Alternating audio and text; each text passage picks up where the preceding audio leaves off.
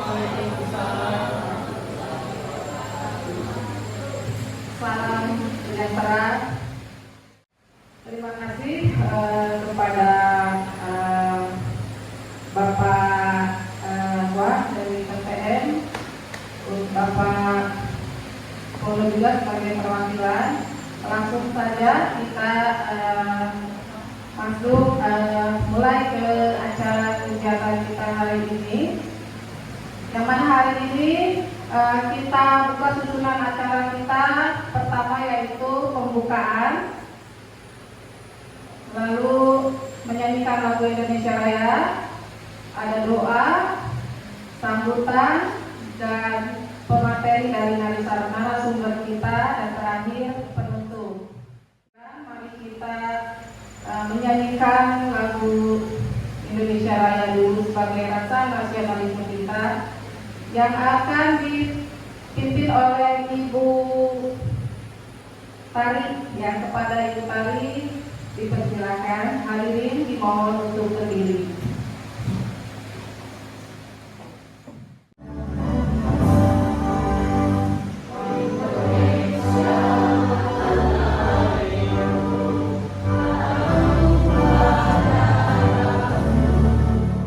Assalamualaikum warahmatullahi wabarakatuh.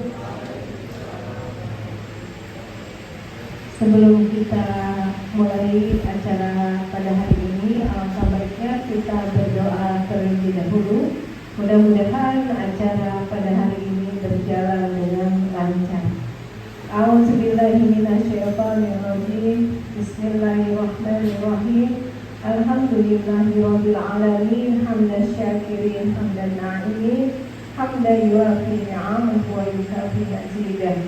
Ya Rabbana lakal hamdu kama yanbaghi li jalali wajhika wa 'azimi sultanik.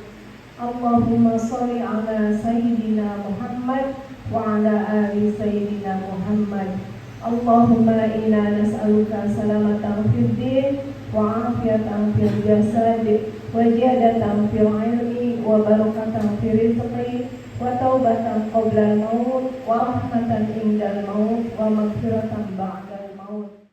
Assalamualaikum warahmatullahi wabarakatuh.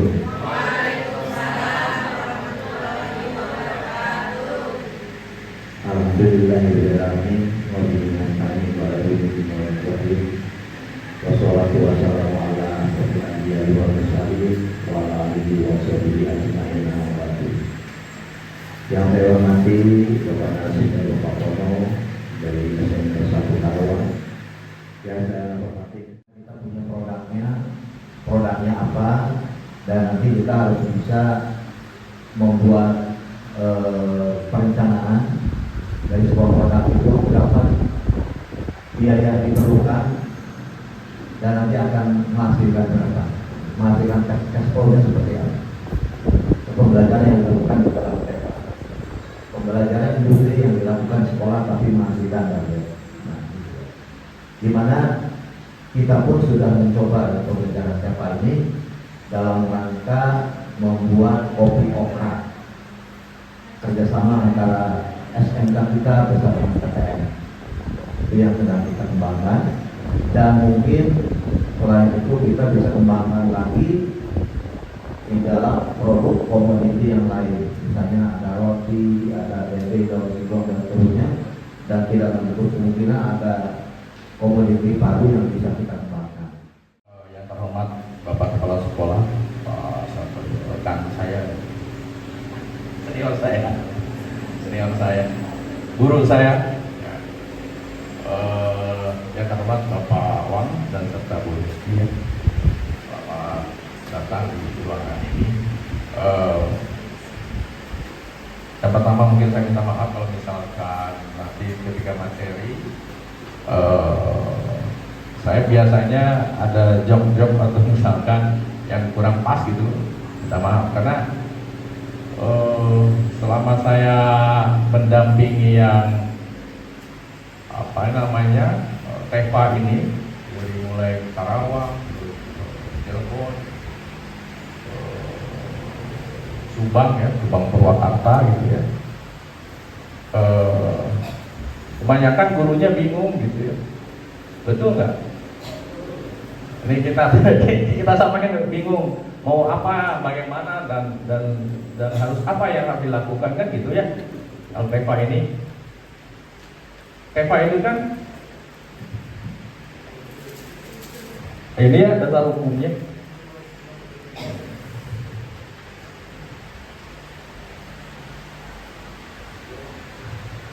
Jadi penyelenggaraan pendidikan vokasi industri berbasis kompetensi bagaimana yang dimaksud dalam pasal 5 harus dilengkapi dengan LSP pabrik di dalam sekolah atau teaching factory. Intinya bukan mencari keuntungan, tapi keuntungan itu adalah apa?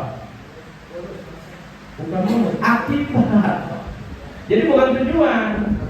Bukan tujuannya mah bagaimana kegiatan produksi di kegiatan pembelajaran di sekolah itu sama persis dengan yang ada di industri. Itu tujuan pertamanya. Menurut saya nih Teva ya.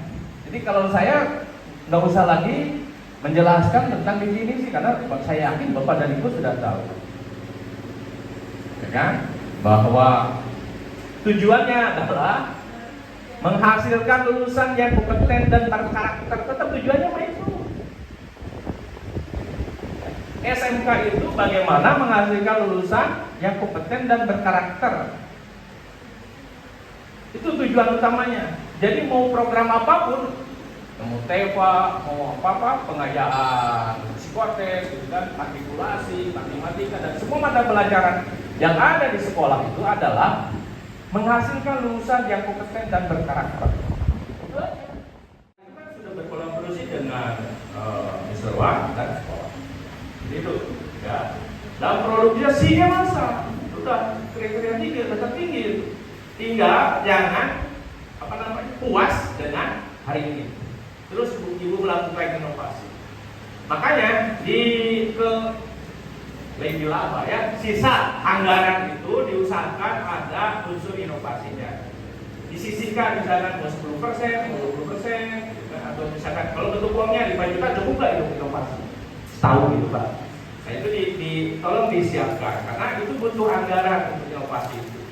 Ya kan minimal ketika rapat itu kan undang dari Mr. Wang, undang anak itu harus diikutkan ya kalau rapat TH itu anak harus diikutkan minimal itu ya.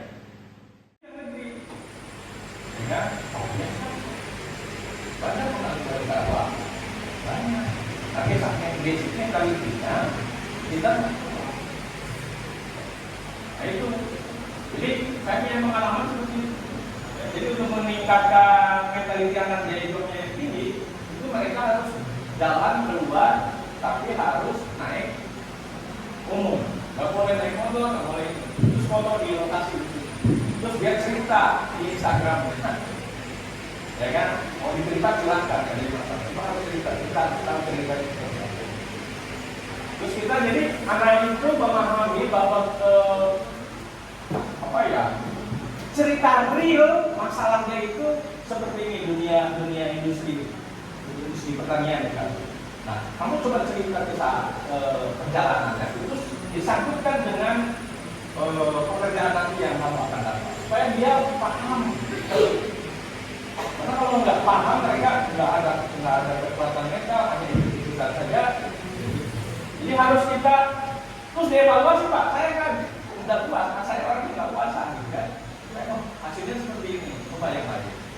Hasilnya seperti ini, coba yang lain. Jadi dari Wakasek Udin itu bisa berubah kurikulum. Bapak masukkan dari industrinya A, B, C, D, E, lapor ke tempat sekolah, lapor ke kurikulum, rubah kurikulum mereka itu. Kan nggak ada ujian nasional, cuma berubah. Nah, tinggal bagaimana anak itu supaya setelah lulus dari sini langsung bekerja, supaya dia siap bekerja di industri agrobisnis. Jadi kita siapkan yang tadi. Karena kalau nggak disiapkan, jadi nggak tahu, kerja di pabrik pertanian itu seperti apa, di lapangan itu seperti apa. Nggak tahu kalau dia praktek seperti itu, kadang kan banyak dulunya. Nah, tapi kalau di industri kan jelas, kalau nggak kerjanya benar, nggak hidup. Kalau nggak hidup nggak panen, kalau nggak panen begitu kan. Dihitung berapa kerugiannya. Kalau satu pohon nggak tumbuh, dihitung berapa ton, berapa kilo, dihitung. Jadi dia paham. Jadi jangan kita anak itu dimarahin, bukan gitu. Sekarang anak Gen Z ini tantangannya berat. Mereka itu harus diberikan pemahaman, bukan nggak kayak kita lagi dulu. Ente salah, susah, atau misalnya ditampilin gitu, telepon, nggak bisa lagi sekarang anak kita. Kalau kamu nggak masuk sehari, berapa kerugiannya? Kalau kamu misalkan tanaman cabai ini nggak tumbuh 3 bulan yang akan datang, berarti itu kan berapa kilo, berapa ini? Nah itu oleh anak-anak jadi paham. Kendalanya seperti itu. Yang menjadi masalah kitanya gurunya sabarnya kayak itu. Ya, masalahnya kalau kita untuk memahamkan anak itu kan kita kadang suka emosional, gitu kan. Makanya kita itu kalau saya gitu ya, pulang aja, saya lapor ke jurusan. Pak Arif, saya nggak beres kerja. Tadi kendalanya ada anak ini, solusinya gimana? Diskusikan. Walaupun saya sudah tahu nih solusinya, tapi lebih baik kita sampaikan ke jurusan, sampaikan ke guru yang lain. Jadi guru yang lain berdiskusi. Mungkin aja tolong dikondisikan jurusannya supaya setiap sore sebelum pulang atau istirahat makan siang itu ada diskusi. Jangan ngobrol di luar.